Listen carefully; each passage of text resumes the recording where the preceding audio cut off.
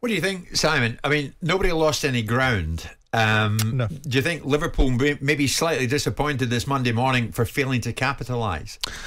Capitalise on what? Being passed off the pitch for the first 45 minutes and should have gone in 3-0 down, or certainly 3-1 down. I don't know. I mean, look, the result was what it was, and the game was what it was. It was a spectacle, and the next 6 or 7 games that they both have are I don't think it's a foregone conclusion that they win all those 7 games. I don't think if Man City... Who's City? Well, either one of them. Yeah. I think there's opposition that both of those guys that are going to have some trouble with. I mean, they're better. All the opposition they've got, logically, these teams are better than them. So it's in their hands to go and win the next 7 games each.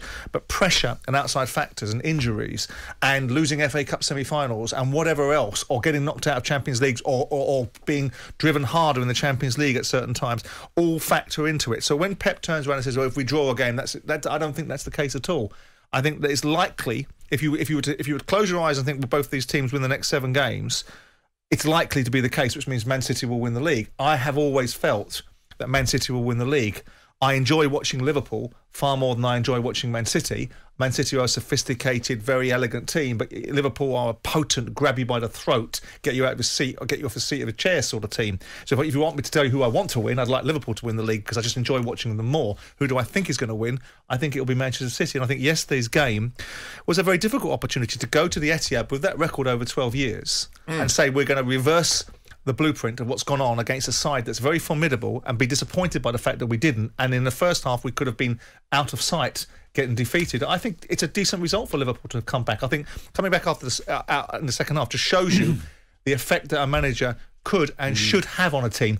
That's when a manager comes into his own. Yes. Send them out in the second half and they follow instructions. That's what you mean by managing up, isn't it? Well, no, I mean by managing up, I mean managing the people that you work for. In this instance, by managing an outcome, by being an effective person, which is so many times teams come out of the second half and they concede a goal. And you're like, what did they say to them what did they say to them at half time? In this instance, Klopp told them, not good enough, get out, do better.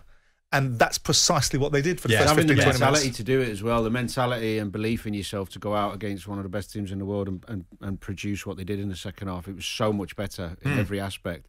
Simon's right, City were great first half, and that high line Liverpool was, it wasn't working very well. They were getting in behind too often and they got away with it a little bit. But I'm a bit like Simon. Of course I want to see Liverpool win it. There's some, when you watch Liverpool, there's some exciting tenacity they've got. I mean, Gary Neville's analogy was very good, actually. He was talking about them being street fighters, if you like, and I think that works. It's a dynamic team that they're never beaten.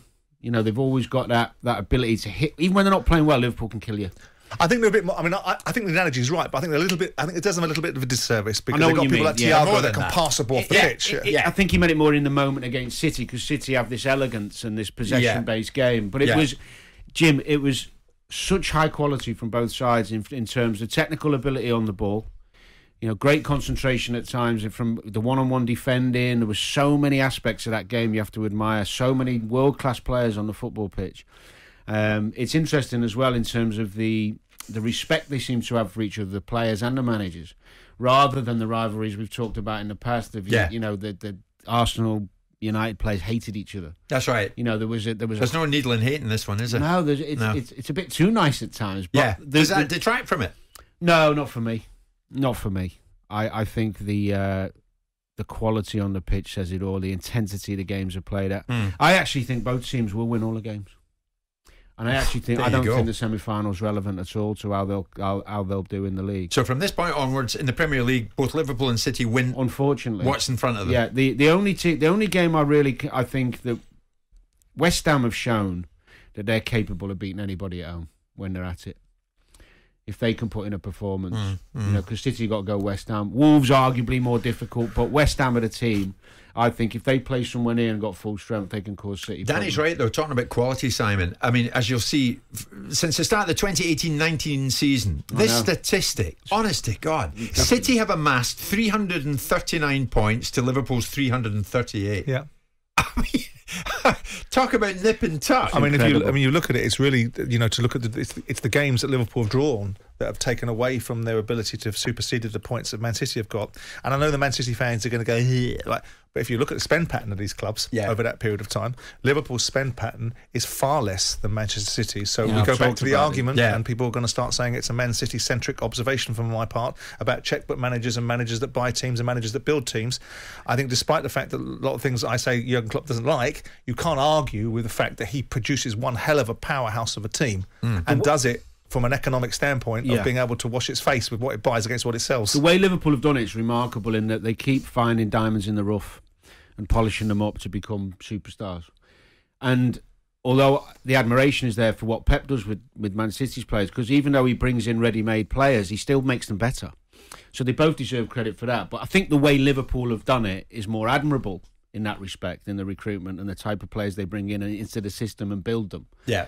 I think as well, from a neutral standpoint, which is obviously City fans probably don't think I'm capable, but from a neutral point of view, you've got to want Liverpool to win it, really.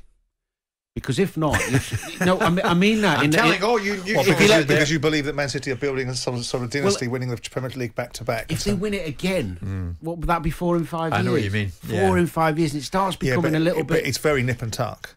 I mean, you're talking about nip and tuck all the time. And you're talking about incredible parameters to have to win the league now that weren't there before, plus 100 points previously to win the league. And you look at it and turn around and say that the margins are so small. What you want to see is the third team or the fourth team open it up a little bit, because the danger is we've got Liverpool and Man City disappearing over the horizon. That's the only danger. So Danny's predicting both City and Liverpool from this point onwards go unbeaten in the Premier League. And of course, if that was to happen, it would be City's title. That's my head speaking, not my heart. That's your head speaking. He's not saying unbeaten. Heart. He's saying win every game. Win every game. I beg your pardon. Win every game. I think they both will. And then if that happens, it's City's title.